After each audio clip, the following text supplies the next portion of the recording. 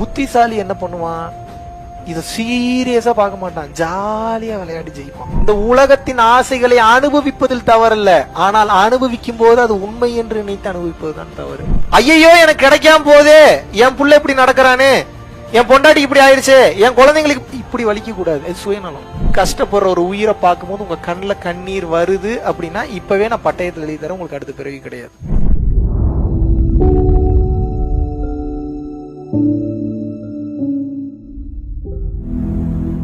இப்ப உங்களோட வேலை என்ன?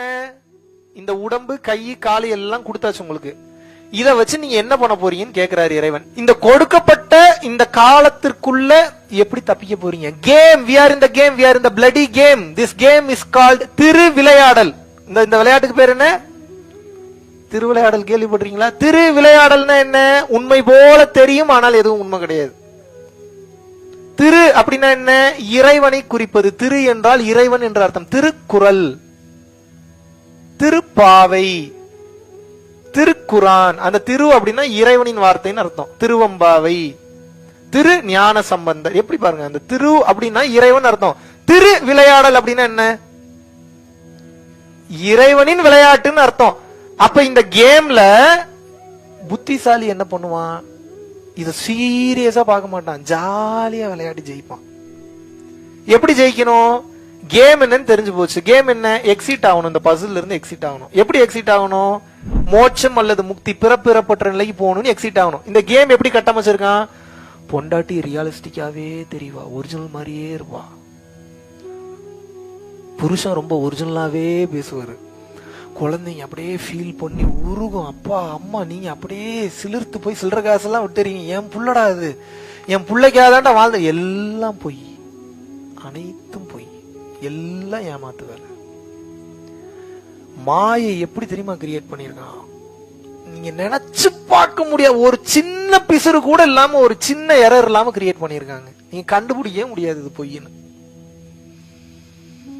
வாய்ப்பே இல்லை. எழுதி தரேன் நான். நீங்க எங்க சுத்தினீங்கன்னாலும் ஒரிஜினலாவே தெரியும் எல்லாமே. அதுக்காக உங்களை எதுவும் நான் என்ஜாய் பண்ண வேணான்றேன்னா என்ஜாய் பண்ணுங்க. இந்த உலகத்தின் ஆசைகளை அனுபவிப்பதில் தவறல்ல, ஆனால் அனுபவிக்கும் போது அது உண்மை என்று நினைத்து அனுபவிப்பதுதான் தவறு. மாயைன்னு தெரிஞ்சிருச்சுன்னா போதும், வெளியில வந்துருவீங்க. உண்மை நினைச்சுக்கிறீங்க, வலிக்குது எல்லாமே. பொண்டாட்டி சண்டை போடுறாங்களா, வலிக்குது. புருஷன் சண்டை போடுறாங்களா, வலிக்குது. காதலி விட்டுட்டு போறாளா, வலிக்குது.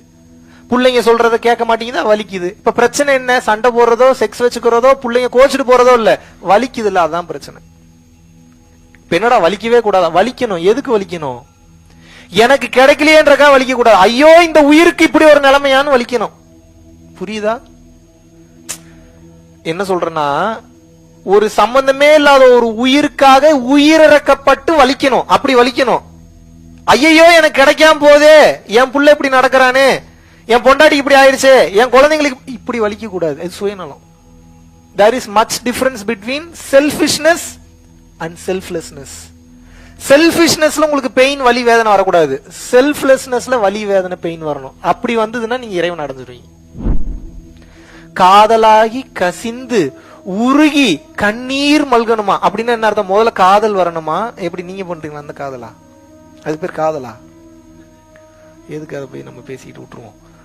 காதலாகி கசிந்து, கசிந்துன்னா என்ன? அப்படியே கசியணுமா அந்த ஃபீல்ல.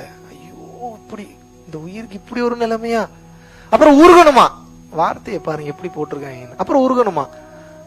கசிஞ்சு வர்றதுல உருகணுமா? அதுல உருகணுமா? அப்புறம் அதுல உருகி அப்புறம் கண்ணீர் மல்கியா. மனுஷனாடா நீங்க எல்லாம் எப்படா எழுதிருக்கீங்க? இதெல்லாம் ஃபீல் பண்ணி உணர்ந்து அனுபவிச்சு காதலாகி கசிந்து உருகி கண்ணீர் மல்கி. அப்படின்னா என்ன? என் பொண்டாட்டினை விட்டுட்டு போறாளே, அதுல காதலாகி. அப்படியா? என் புள்ள நான் சொல்றது எதுவும் கேட்க மாட்டானே, ஐயோ எனக்கு வலிக்குதே, அப்படியா?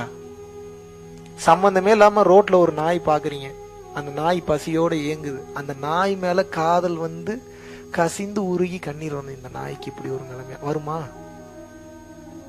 அப்படி வருது அப்படின்னா நீங்க நல்ல நிலையில இருக்கீங்கன்னு அர்த்தம். நான் இப்பவே எழுதி தரேன். எல்லா உயிர்களை பார்க்கும்போது, கஷ்டப்படுற ஒரு உயிரை பார்க்கும்போது உங்க கண்ணுல கண்ணீர் வருது அப்படின்னா இப்பவே நான் பட்டயத்தில் எழுதி தரேன், உங்களுக்கு அடுத்த பிறவி கிடையாது. அப்படி வரலையா உங்களுக்கு, மாட்டிக்க போறீங்கன்னு அர்த்தம்.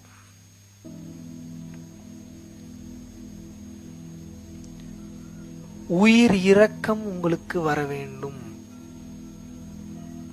இந்த திருவிளையாடலை எப்படி எப்படி விளையாடணும் அப்படின்னா நல்லா புரிஞ்சுங்க. இது ஒரு கேம். எல்லாம் உண்மை மாதிரியே தெரியும், ஆனா எதுவும் உண்மை கிடையாது. எதுவுமே உண்மை கிடையாது. நைட்டு தூங்குறீங்க, கனவு வருது. கனவு எவ்வளவு ரியாலிஸ்டிக்கா இருக்கு. டக்குன்னு எவனா கொலை பண்ற மாதிரி வந்துருச்சுன்னா படாரு தூக்கி, ஐயோ நல்ல வேலை உயிரோட தான் இருக்கமா, கனவா அது, நான் கூட உண்மைன்னு நினைச்சிட்டேங்க. அப்ப அது எவ்வளவு ரியலிஸ்டிக்கா இருக்கு, இருக்கா இல்லையா? அவ்வளவு உண்மையா இருக்கு, அவ்வளவு ரியலிஸ்டிக்கா இருக்கு, உண்மை மாதிரியே இருக்கு, ஆனா உண்மை இல்ல.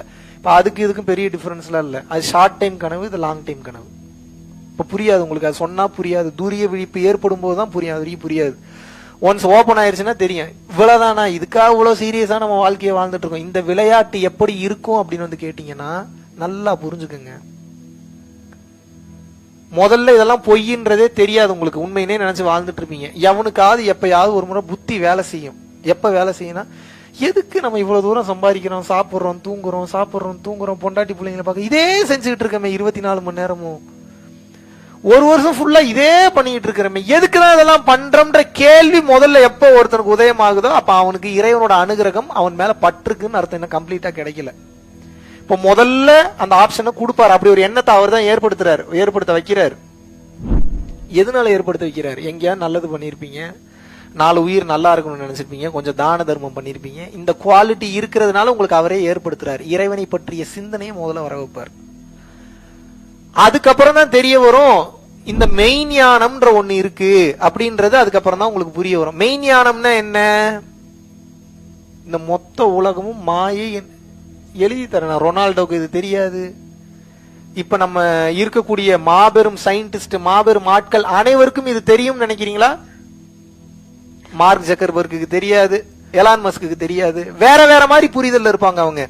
மெய்ஞானம் முழுவதுமாக விளங்காது. அப்ப மெய்ஞானத்தை பற்றி நம்ம தெரிஞ்சுக்கணும்ன்றதே நம்ம ரொம்ப பெரிய பிளஸ்ட் பீயிங் அர்த்தம். முதல்ல இந்த காதுக்கு நியூஸே வராதுங்க. எப்படி வரும்? மெய்ஞானம்னா என்ன, இதெல்லாம் பொய்ன்றதை யார் பேசுறா?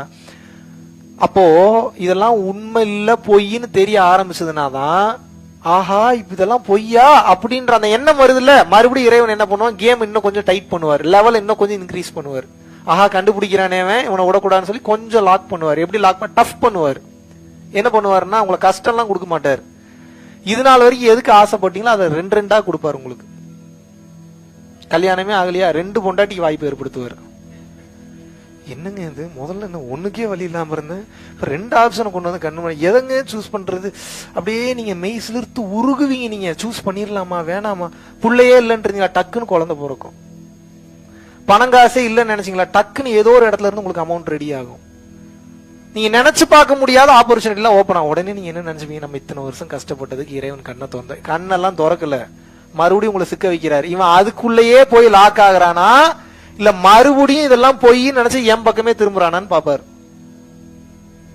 ஆன்மீக பயிற்சியில் இருக்கும்போது இறைவன் எதையாவது உங்களுக்கு அதிகமாக கொடுத்து அருள்கிறார் என்றால் நம்ம ஏதோ பெருசா சாதிச்சிட்டோம்னு நினைக்க கூடாது. அதை கடந்து அடுத்த கட்டம் வரணும்னு நினைக்கணும். எந்த இடத்திலும் நிறுத்திவிடக் கூடாது, ஏமாந்து போயிருவீங்க.